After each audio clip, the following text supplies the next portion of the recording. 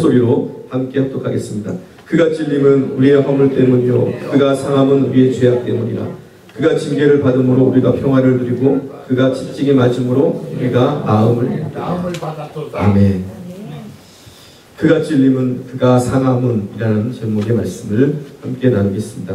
오라토리오 메시아를 작곡가 핸델이 이사야서 53장을 읽고 묵상하는 중에 고난받으시는 메시아의 생애와 또한 그의 부활을 또 그 부활의 영광을 직접 체험하게 되었던 합니다. 여러 날을 메시아에 대해서 묵상하면서 또 은혜를 체험하면서 1741년 8월 20일부터 9월 14일까지 그가 이사야서 53장을 바탕으로 해서 쓴 곡이 핸델의 메시아라는 유명한 곡입니다. 그래서 우리는 지금도 이 메시아의 마지막 부분인 부활의 할렐루야를 함께 부를 때는 모든 성도들이 자리에서 일어나서 함께 하나님을 예수 그리스도를 경배합니다. 핸델은 후일에 이 메시아라는 곡을 짓고 나서 고백하기를 나는 하나님의 영광을 보았다 그렇게 고백을 했습니다. 이사야서 53장 이사야 선지자는 예수 그리스도가 오기 전에 700년 전에 활동을 했던 선지자였습니다. 이사야서가 총 66장으로 되어 있는데요. 두 개의 부분을 이렇게 나누죠. 앞에 그 첫 번의 부분 36장까지는 그러니까 예언에 대한 이야기들이 좀 기록되어 있고 그 중간에 37장, 39장까지는 히스기야 왕의 이야기 잠시 거기에 들어가 있습니다. 그리고 나머지 제2부로 우리 생각하고 있는 그 뒷부분의 말씀은 이스라엘 백성들을 위한 메시아에 대한 이야기가 기록되어졌습니다. 특별히 우리가 오늘 읽은 이사야서 53장은 그 중에 가장 메시아에 대한 확실한 예언이 들어가 있는 확실하게 예수 그리스도가 이 땅에 오실 것을 그리고 그가 어떤 고난을 받으실 것이고 그가 어떻게 우리를 구원하실 거에 대해서 확실하게 묘사한 장이 이사야서 53장입니다. 나중에 유대인들이 예수님을 죽이고 나서 이사야서 53장을 봤어요. 그랬더니 너무 자기들이 죽인 예수 그리스도에 대한 이야기가 그대로 남아있거든요. 그래서 그들이 거기에 충격을 좀 받았죠. 그래서 그들은 이사야서 53장에 그는이라는 말을 그들은 이라는 말로 바꿔서 읽기 시작했습니다. 왜냐하면 그는 하면 어느 사람이니까 그게 예수 그리스도가 되니까 그들은 해서 그들이 민족적인 고난이라고 그들은 이제 이사야서 53장을 해석해서 읽게 되었습니다. 그래도 그들이 아무리 그들이라고 불러도 이 말씀 때문에 예수께로 돌아오는 수많은 사람들이 있어서 그들이 거기에 대해서 아주 암담한 생각 또 충격을 받기도 했죠. 여러분들 오늘 우리가 종료주의를 맞고 있습니다. 예수께서 우리의 죄를 짊어지시고 십자가에 죽기 위해서 예루살렘에 입성하신 날이 바로 오늘입니다. 예수님께서 예루살렘으로 어린 나귀를 타고 입성하실 때에 많은 사람들은 예수님을 환영했습니다.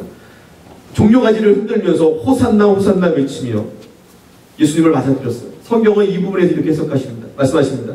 마태복음 21장에 보니까 무리의 대다수는 그의 겉옷을 길에 펴고 다른 이들은 나뭇가지를 베어 길에 펴고 앞에서 가고 뒤에서 따르는 무리가 소리 높여 이르되 호산나 다윗의 자손이여 찬송하리로다 주의 이름으로 오시는 이여 가장 높은 곳에서 호산나 호산나 하리라. 막 주님을 찬양하며 가지를 흔들면서 자기 옷을 피고 나뭇가지를 펴서 예수님 오신 길을 맞이했습니다. 얼마나 그 일이 엄청났는지 성경에는 그 일에 대해서 이렇게 얘기하고 있습니다. 10절에 보니까 예수께서 예루살렘에 들어가시니 온 성이 소동하여 이르되 이는 누구냐 하오를. 온 성이 예루살렘의 온 성이 다 놀래서 예루살렘의 온 성이 다 소동할 정도로 그렇게 엄청난 입성이 그날이었습니다. 근데 여러분 알다시피 채 일주일이 지내기 전에 그렇게 예수를 열렬하게 환영했던 그들이 도리어 예수님께 침을 뱉고 예수님을 죽이자고 그러죠. 우리의 삶도 그렇습니다. 좀 은혜가 되면 막 주를 찬양하죠. 주님 없으면 살 수 없다고 고백하죠. 주님의 은혜가 모든 것이라고 얘기합니다. 근데 좀 고난이 오고 내가 생각한 예수 그리스도가 아니면 내가 생각하고 내가 맞이해야 될 그분이 아니면 정말 내가 원하는 예수가 아니면 그 예수 나에게 고난을 주면 우리는 예수를 죽이라고 합니다. 우리는 예수의 얼굴에 침을 뱉습니다. 우리는 지난주에 얘기한 것처럼 예수님의 머리를 흔들면서 그를 조롱합니다. 그게 우리의 모습입니다. 우리는 하나님의 자녀가 되었음에도 날마다 죄와 싸우며 살아갈 수밖에 없습니다. 아직 우리의 부패한 자와 우리의 교만이 하나님의 은혜를 누린다고 하지만은 우리의 죄의 법 아래로 우리를 끌어내리고 있습니다. 여러분들, 우리가 예수 그리스도를 나의 주로 믿고 있는데 나의 주로 믿고 있음에도 불구하고 우리가 이렇게 죄 가운데 있는데 여러분들이 주님을 믿지 않았을 때는 어떻겠습니까? 사실 버려진 우리 영혼을 도울 자는 아무도 없었습니다. 우리가 어떤 의지로, 어떤 지식으로 우리는 우리의 영혼을 어찌할 수 없었어요. 우리는 누구에게도 용서받을 수 없던 존재들이었습니다. 그리스도의 십자가의 죽으심이 없었다면 우리는 어떤 방법으로도 구원을 받을 길이 없습니다. 이런 우리에게 구원을 주시고자 하셨는데 그 구원의 길은 한 가지밖에 없었어요. 오직 한 가지의 길로 우리를 구원하셨습니다. 사도행전 4장 12절에 다른 이로서는 구원을 받을 수 없나니 선한 사람들 중에 구원을 받을 만한 다른 이름은 우리에게 주신 일이 없습니다. 아멘. 오직 예수 그리스도 외에는 우리에게 구원을 줄 만한 다른 이름을 주신 적이 없습니다. 구약시대에 이스라엘 백성이 하나님께 나아가는 방법은 오직 한 가지밖에 없었습니다. 제사라는 방법으로 나갈 수밖에 없었어요. 이제 이 제사는 우리에게 대속이라는 개념에 대해서 알려주시는 하나의 도구였습니다. 하나님은 이 제사의 형식, 이 제사의 제도를 통해서 너희 죄를 누군가 대신 지어야 한다는 것을 우리에게 알려주셨습니다. 누군가 나의 죄를 대신 짊어져서 나는 죄 없는 자가 되는 것이 대속이죠. 구약시대에는 제물을 들고 하나님 앞에 나갑니다. 그러면 우리의 죄를 이 제물에, 이 짐승에게 전가를 시키죠. 나는 죄인인데 내 죄를 이 짐승에 대신 뒤집어 엎습니다. 그리고 제사장의 중보의 기도를 통해서 내 죄가 씻김을 받습니다. 자기 앞에서 비참하게 피를 뿌리며 죽어가는 짐승을 보면서 사람들은 자기 죄가 얼마나 큰지를 보게 되었습니다. 여러분들 생각해 보십시오. 저희 교수 중에 한 분이 미국에, 그분은 미술을 전공하신 분이었어요. 저희가 그분은 구약학을 가르치던 교수였는데 이제 미술을 공부하러 미국에 왔다가 은혜를 받고 미술을 그만두고 신앙을 하셔서 목사가 되신 분이 있어요. 근데 그분이 미국에 있을 때 아르바이트를 해야 되는데 할 게 없으니까 무슨 일을 했냐면 자기가 공부한 동네에 큰 독축장이 있었대요. 큰 독축장이 있었는데 거기에 한국의 바이어들이 오면 그분들을 데려가서 거기 가서 이제 통역을 해주는 일을 한 거예요. 그러니까 이제 뭐 축산물을 사기 위해서 짐승을 이제 뭐 잡은 걸 사기 위해서 한국에 손님들이 오시면 그분을 데리고 들어간 거예요. 그러니까 수많은 소들이 줄지어서 그 독축장으로 들어가는데 거의 1, 2층으로 이렇게 나눠주는데요.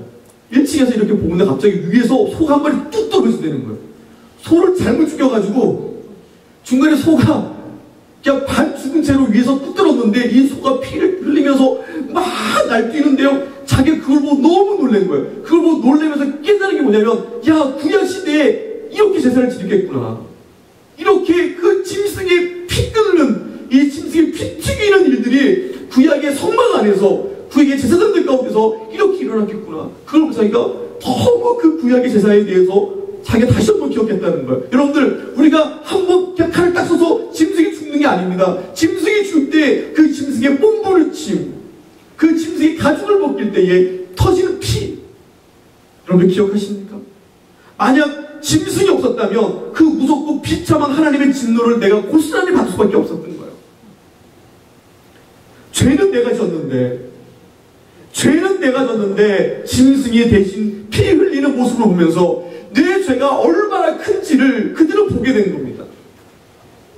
자신의 힘으로 도저히 이 죄를 해결할 수 없었기 때문에 짐승이 죽어가야 하는데 사실을 그들은 알았습니다. 중요한 것은 짐승에게 자신들의 죄를 전가하고 그 짐승이 죽어 살과 피가 쏟아지는 모습을 보면서 그들은 메시아를 갈망하는 거예요. 메시아를 갈망하는 거예요. 이 대속, 이 구원, 하나님이 우리를 용서하시는 유일한 방법일 수밖에 없습니다. 우리의 대속함, 누군가 나를 왜 죽지 않냐면 내 죄가 용서를 받지 못한다는 그것은 하나님이 정해놓으신 유일한 구원의 방법이었습니다. 우리는 죄의 형벌을 면할 수 없는 자리인데 이 형벌을 그리스도께서 담당하심으로 하나님의 진노와 심판에서 우리를 구원하셨습니다. 그리고 하나님과 화목하는 길을 우리에게 열어주셨습니다. 성경이 이렇게 말씀하십니다. 그가 찔림은 우리의 허물 때문이요 그가 상함은 우리의 죄악 때문이요 그가 찔리셨습니다. 그가 상하셨습니다. 그의 상함은, 그의 찔림은 우리의 허물 때문입니다. 그의 상함은 우리의 죄악 때문입니다. 우리가 죄를 지었는데 우리가 허물투성인데 그분이 찔리셨고 그분이 상하셨습니다. 이것이 복음입니다. 이게 복음입니다. 여러분, 복음은 기쁜 소식이에요. 우리가 땅끝까지 전해야 될 이 복음은 기쁜 소식입니다. 근데 이 복음의 기쁜 소식이 되기까지 우리를 위해 죽으신 예수 그리스도께서 찔리시고 상하신 고난이 있었음을 기억할 수 있기를 간절히 소망합니다. 복음이라고 기쁘죠. 내가 구원받음이 기쁘죠. 하지만 주님은 나에게 기쁜 소식을 전해주시기 위해서 그는 찔리셨고 그는 상하셨어요. 구약에서 제사를 드릴 때 바쳐져야 될 제물에 조건이 있었습니다. 우리가 레위기를 보면서 늘 거기서 언급되어 있는 게 뭡니까? 바로 흠이 없는 것. 주께 드릴 것은 흠이 없는 것, 이 말입니다.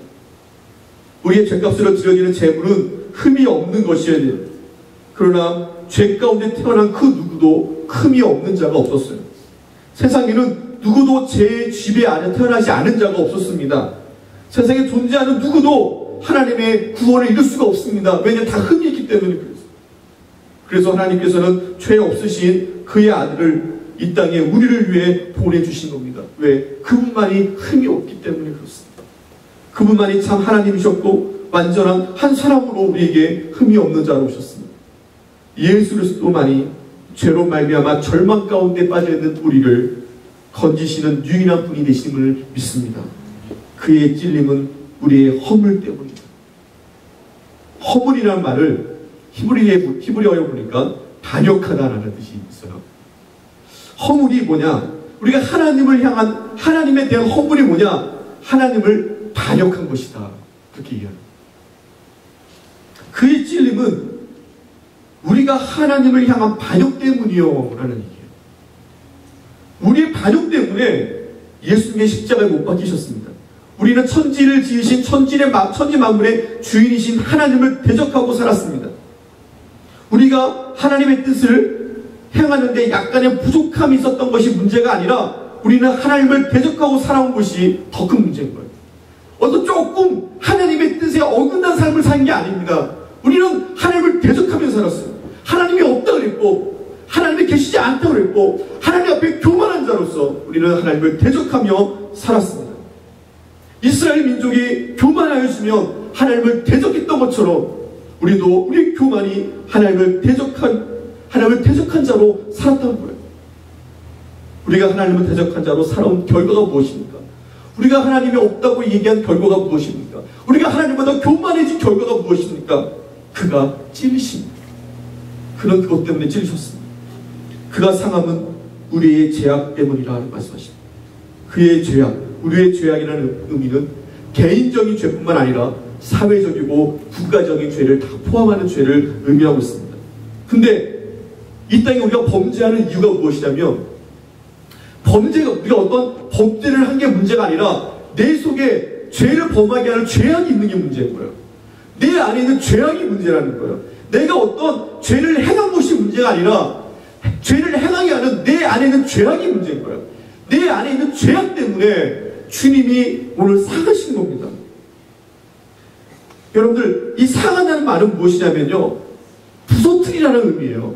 부서뜨리는, 마치 큰 쇳덩이 같은 큰 쇳덩이 사이에 무엇인가 들어가서 이 쇳덩이가 굴러서 이걸 부서뜨렸던 것처럼 우리의 죄로 인해서 우리 주님의 몸이 부서지신 거예요.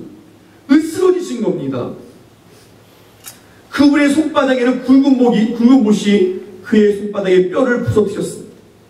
그의 발에는 녹슨 못이 그의 발의 뼈를 으스러뜨렸습니다. 문둥병자를 만지셔서 문둥병자를 고쳐주셨던 그 사랑의 손이, 안 못 보던 소병의 눈을 궁휼한 마음으로 만지셨던 그 손이 오늘 우리에게 찾아오셔서 우리의 상한 마음을 만지신 그 손이 우리의 죄악 때문에 산산이 부서지신 거예요. 버려진 사마리아의 한 여인에게 복음을 전하시기 위해서 그 사마리아 여인을 찾아가셨던 그 발이, 병자들을 찾아다니시면서 궁휼을 베푸셨던 그 발이, 우리 같은 죄인을 찾아오셨던 그 발이 우리의 죄악 때문에 굵은 못으로 말미암아 산산이 조각이 났습니다. 우리의 죄악 때문이었습니다. 우리는 예수께서 처참하게 그의 살이 찢기시고 그의 뼈가 으스러지시면서 죽어가신 그 모습을 보면서 내 죄가 얼마나 큰지, 내 허물이 얼마나 큰지, 이 허물이 얼마나 무겁고 얼마나 커다란지 우리는 생각해 봐야 될 점 있습니다. 왜 하나님이 이 땅에 오셔서 그런 저주를 받으셔야만 했습니까? 이어서 이렇게 얘기합니다. 그가 징계를 받음으로 우리가 평안을 누리고 그가 채찍에 맞음으로 우리가 나음을 받았도다. 첫 번째 이유는 우리에게 평안을 주기 위하십니다. 하나님과 우리 사이에 평안을 주시기 위해서 주께서 오셨다는 거예요. 예수 그리스도의 죽음은 하나님과 우리 사이에 평안을 누리도록 인도하셨습니다. 죄와 불순종으로 스스로 하나님을 떠나가 버린 우리를 다시 한번 하나님과 화목하게 하신 것이 예수님의 죽으심이었습니다. 우리가 먼저 하나님께 손을 내민 것이 아니라 하나님 우리에게 먼저 손을 내밀어 주셨어요. 나랑 화목하자. 우리는 하나님을 찾아갈 수 있는 용기도 없었습니다. 우리가 하나님을 볼 수 있는 눈도 없었습니다. 하나님께 나아가고 싶은 마음조차도 없었습니다. 근데 우리 주님이 죽으심으로 하나님은 우리에게 손을 내밀어 주셨어요. 하나님 우리를 찾아주셨습니다. 그래서 우리는 하나님과 화목한 자가 되게 하셨습니다. 하나님과의 평안을 우리는 샬롬이라고 얘기합니다. 샬롬은 하나님과의 평안을 얘기합니다. 그래서 우리가 십자가를 샬롬의 십자가라고 얘기합니다. 십자가 참 비참한데 그 십자가는 우리에게 샬롬이 되겠습니다. 그래서 우리의 십자가를 샬롬의 십자가라고 얘기합니다. 하나님과 원수되어 살았던 우리가 십자가의 공로로 거룩하신 하나님 앞에 서게 되었습니다. 우리는 담대히 하나님께 나아갈 수 있게 되었습니다. 하나님은 우리가 하나님과 완전한 평화 속에 살 수 있도록 예수를 죽이십니다. 하나님은 우리와 평화롭게 살기 위해서 자기 아들을 죽이시는 거예요. 그래서 우리는 날마다 회개하고 날마다 믿음으로 하나님께 더 가까이 나가야 되는 거죠. 두 번째 이유는 그가 채찍이 맞음으로 우리가 나음을 입었다는 겁니다. 이 나음은 우리가 질병에서 완전히 완쾌됨을 얘기하고 있습니다. 구약에서 가장 절망적인 병이 아마 문둥병이었습니다. 온몸에 고름이 가득 차고 피가 뭉그러지고 손발이 떨어져 나가고 눈, 코, 입이 떨어져 나가는 고칠 수 없는 그 병. 누구의 힘으로도 치유할 수 없는 병이 문둥병이었습니다. 근데 우리 주님의 사역은 이런 절망적인 질병 가운데 있는 자들을 찾아가셔서 그들을 치료하셨습니다. 그 일을 먼저 하시기 시작했습니다. 세상에서는 절망이라고 말하지만 우리 주님은 그 국률하심으로 그들의 절망을 치료해 주셨습니다.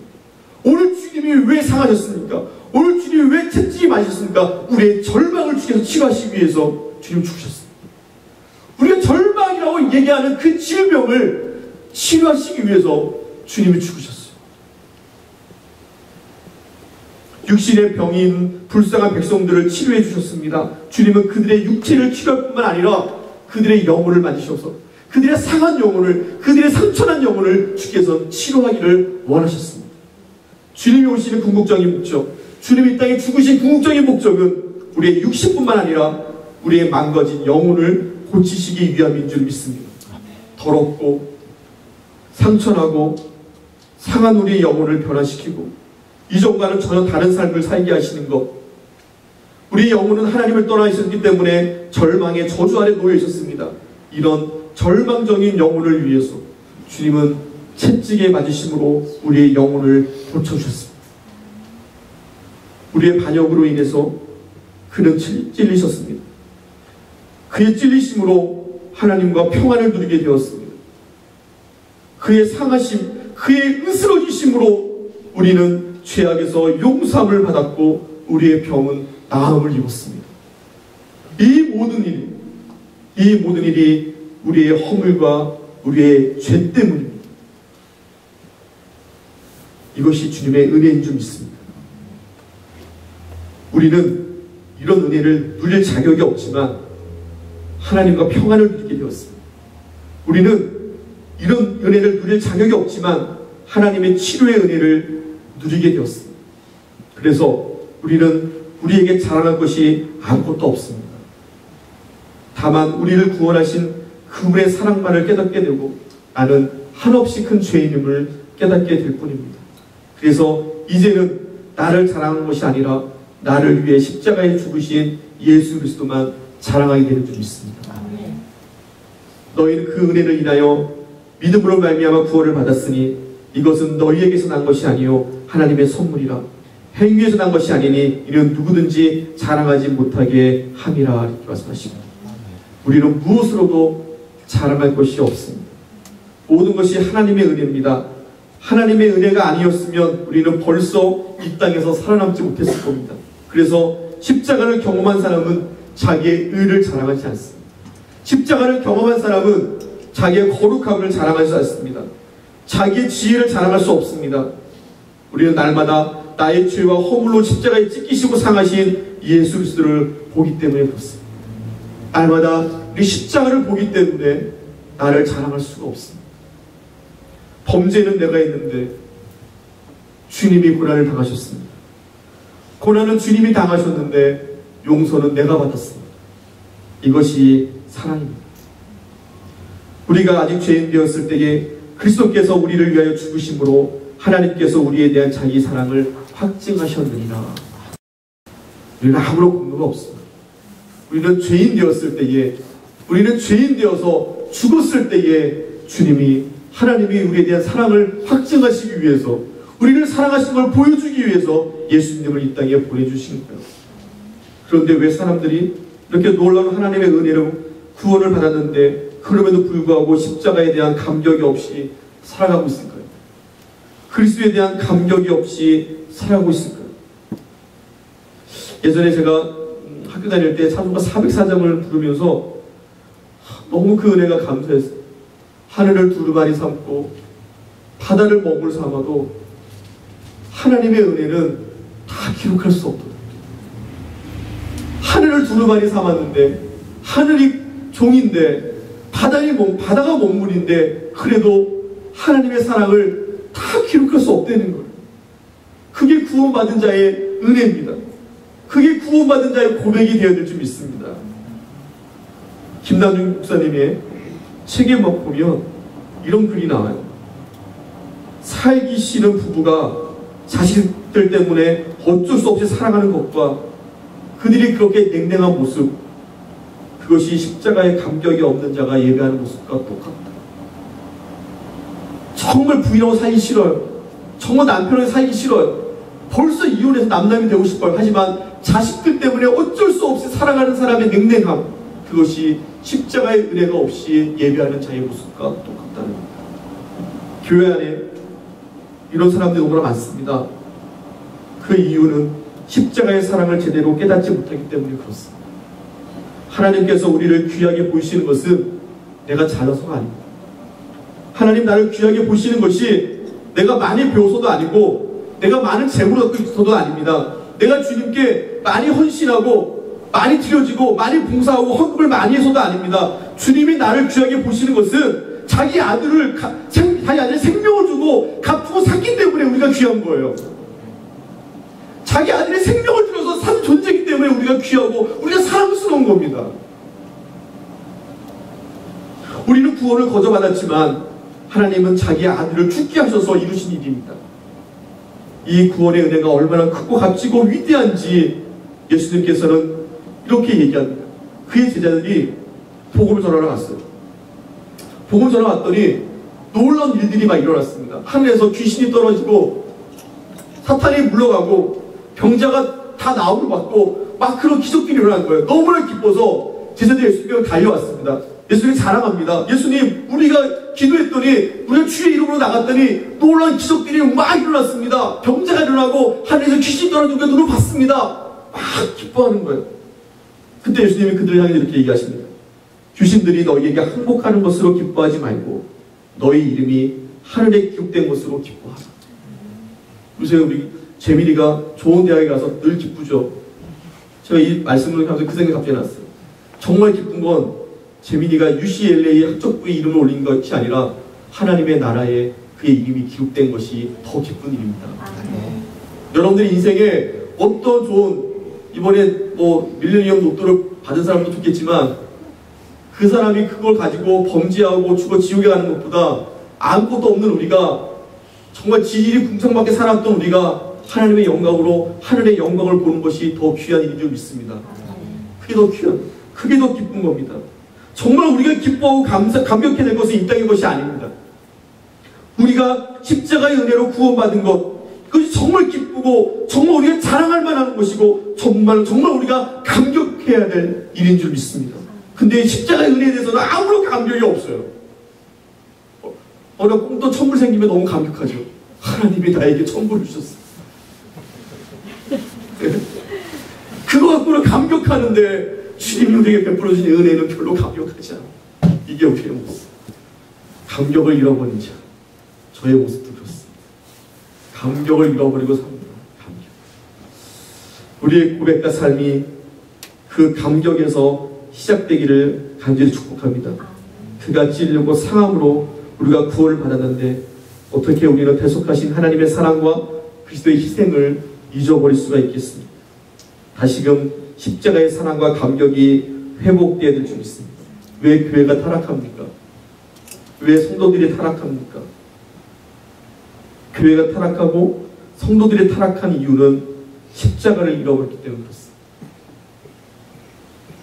십자가를 잃어버리니까 교회가 타락하기 시작합니다. 우리에게 십자가의 감격이 없어지니까 믿지 않는 자보다 더 악한 삶을 살고 있습니다. 이제 우리를 구원하신 하나님만을 의뢰하면서 살아야 될 줄 믿습니다. 우리의 삶이 십자가의 감격으로 복음을 전하는 삶이 되기를 간절히 축복합니다. 여러분들 복음을 전하십시오. 나가서 복음을 전하십시오. 내가 자랑할 것은 그분밖에 없기 때문에 그분을 자랑하십시오. 마지막으로 제가 주길청 목사님의 고난에 대한 글을 읽어드리며 말씀을 맺도록 하겠습니다. 잘 한번 이 말씀을 들어보십시오. 우리 음악에 맞춰서 제가 읽어드리겠습니다. 주님을 위하여 오는 고난을 이제 내가 피하였다가 이 다음에 무슨 낯으로 주님을 대하리이까? 주님을 위하여 이제 내가 당하는 수욕을 피하였다가 이 다음에 주님이 너는 내 영광과 평안과 즐거움은 다 받아들이고 고난의 자는 어찌하였느냐고 물으신다면 나는 어떤 말로 대답하리이까? 주님을 위하여 오는 십자가를 내가 피하였다가 이 다음에 주님이 너는 내가 준 유산인 십자가를 어찌하였냐고 물으신다면 나는 무슨 말로 대답할 수 있으리이까? 주님은 나를 위하여 십자가를 지셨습니다. 주님은 최후의 피 한 방울까지도 다 쏟으셨습니다. 주님은 이렇게 나를 위해 죽으셨거늘 내 어찌 죽음을 무서워하리요. 기도하겠습니다. 하나님 아버지, 십자가의 은혜와 십자가의 감격이 다시금 우리 가운데 넘치게 하여 주시옵소서. 그러므로 나의 자랑은 오직 십자가밖에 없음을 우리로 하여금 선포하며 나갈 수 있도록 하나님이여 인도하여 주시옵소서. 예수님의 이름으로 기도